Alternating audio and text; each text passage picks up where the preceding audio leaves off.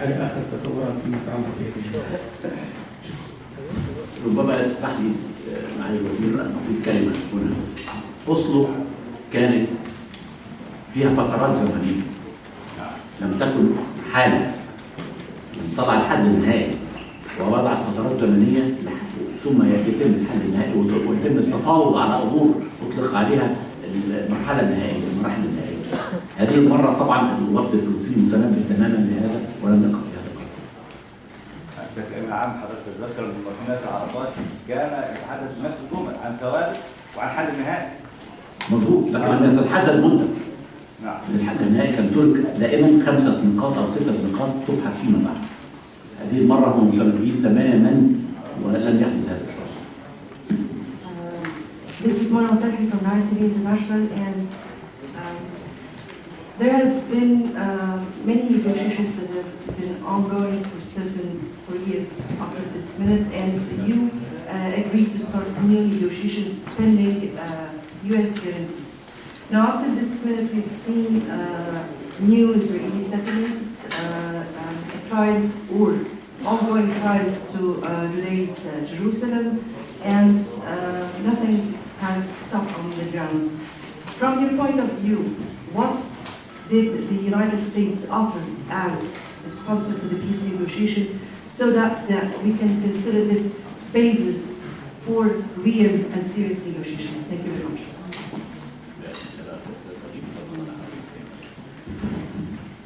Well, the United States made it very clear from the very beginning, because the Arabs wanted to go to the Security Council to ask to end the conflict and stop this process which is called managing the conflict, which is going on for 30 years. The United States made the commitment, then asked, and a group of foreign ministers, headed by the Prime Minister of Qatar, went to Washington, where not only the Secretary of State, but Vice President Biden himself came, read a written statement entailing full commitment from the United States to achieve this goal. The United States is carrying out what it has promised. We will see within the end of 9 months. Let me add to that. I think we have to take note of the fact that even the fact that the United States is the main facilitator as far as the negotiations between the Israelis and Palestinians are concerned, I think we should really do our best, not only at the level of the United States as a regional organization, but also at the level of the ministers of foreign affairs of the Arab countries, to take this issue very seriously at a bilateral level, particularly when it comes to bilateral meetings with other ministers, either the United States or the European countries or others. And I think this meeting really crystallized the real determination of the ministers, Arab ministers who are present here, to take the issue of exerting more influence and more pressure, either on the United States or on other actors, to continue pressuring the Israeli side to refrain from this misconduct on their part. Not to speak of the fact that we should also make note of the fact that the European Union is also playing a role in that, because the negotiations and those who are promoting, the peace process, the peace negotiation process, they have also taken into account that there is a role to play on the part of the regional organization, which is the European Union, which has already indicated that even upon the completion of the negotiation, there is also a package of assistance and support to the Palestinians and also to the Israeli side.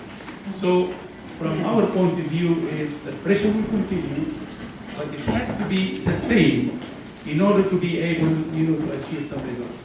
The Israelis are not going to stop.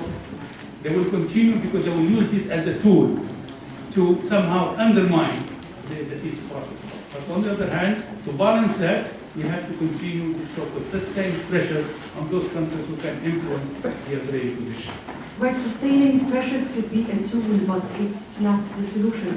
For instance, the United States so far has submitted a report, just a plan of security, which was totally in favor of the Israeli security, regardless of what it contains for the Palestinian side. So Then my question would be right now, what would be the considerable steps taken by the Arabs in case that such negotiations would not? First of all, let's face the reality. There is no more difficult problem in the 20th century and 21st century than the Palestinian one. Let's face it, there is nothing similar, nothing similar.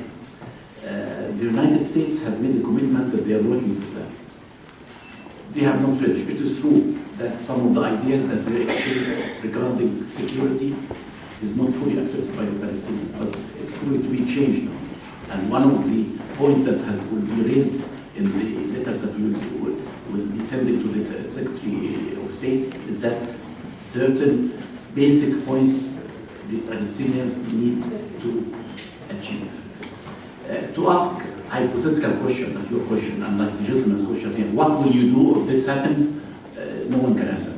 It's a hypothetical question. Steps, No, it's a hypothetical question. You don't know what will happen then, what decision will be taken. This would will you escalate steps? It will be escalated. If there are steps to escalate, we will not go. Security Council is no longer an option. Please understand that. Security Council is no longer an option because there is a veto there. Security Council is no longer an option, and other matters I will not get into now because there is a veto, another veto there. This is the problem. Logically, it will be very